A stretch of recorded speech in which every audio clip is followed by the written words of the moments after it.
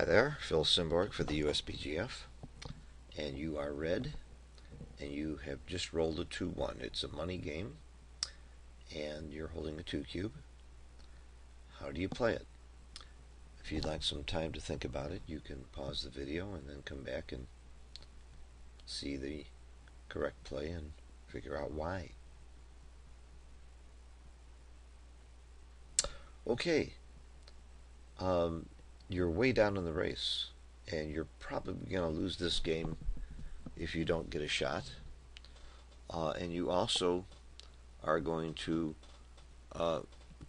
almost certainly lose if you get hit. So those are your two major considerations. Another consideration is if you get hit, you do get gammons some. Not a tremendous amount of gammons. And I'll get to that in just a second as far as figuring out gammons and risk in a position like this, because there is sort of a formula for it that David Rockwell has come up with, and I think is very, very useful.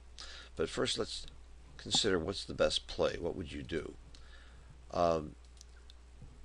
For one thing, it's absolutely wrong to stay here.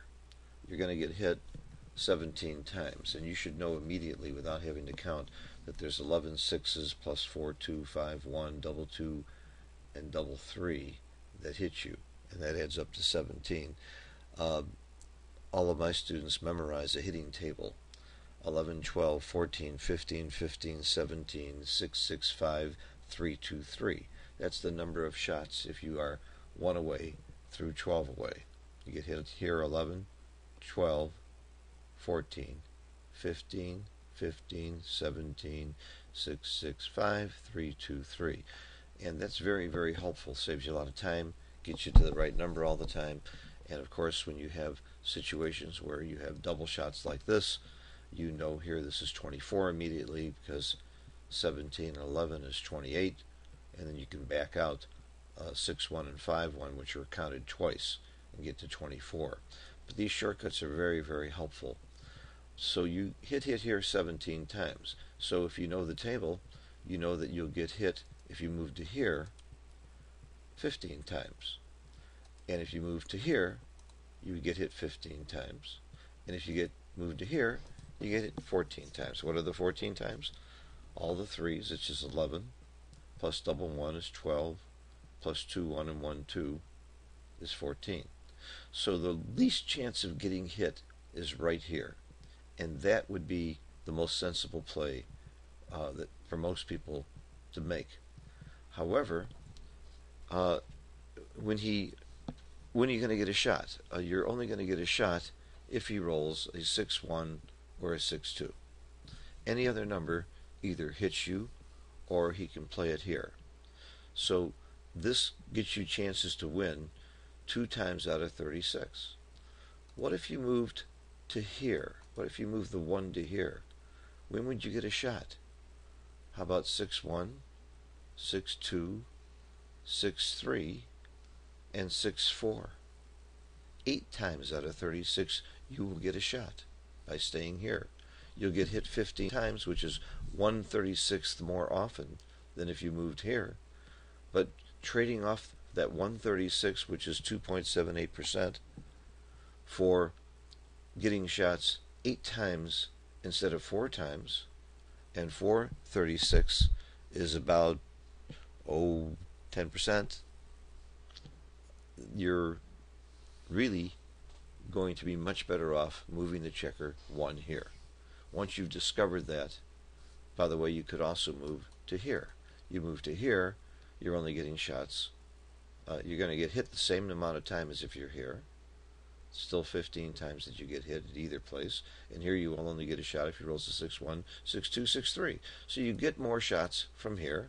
You get hit the same amount from here or here.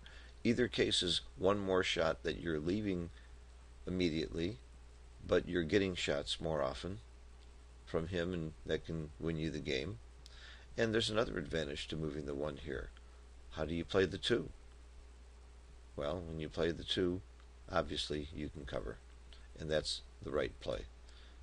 Now you're going to get more shots. You get hit as little as possible, except for 136, and it's right by quite a bit. Many players would just, their knee-jerk reaction would be to stay here, thinking they can get the most shots, but what you have to realize is he's not forced to leave you a shot ever from here, because anything under a 6, he can move here, and anything including a 6 hits you. Let's take a look at what XG says. XG says that is the best play. The second best play is, for some reason that I can't fathom, that you would still move to here for all the reasons I explained and not cover with the 2.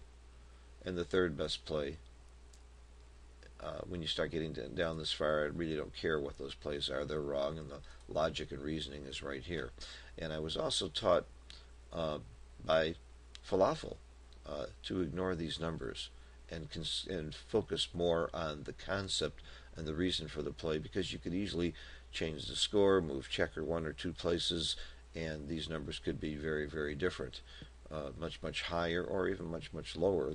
But the point is, when you understand the reason for the play, that's what's going to help you understand plays like this in the future and how to apply them. I hope you found this interesting, and if you got it right, congratulations, and if you didn't, maybe you learned something. Thanks for watching. Bye-bye.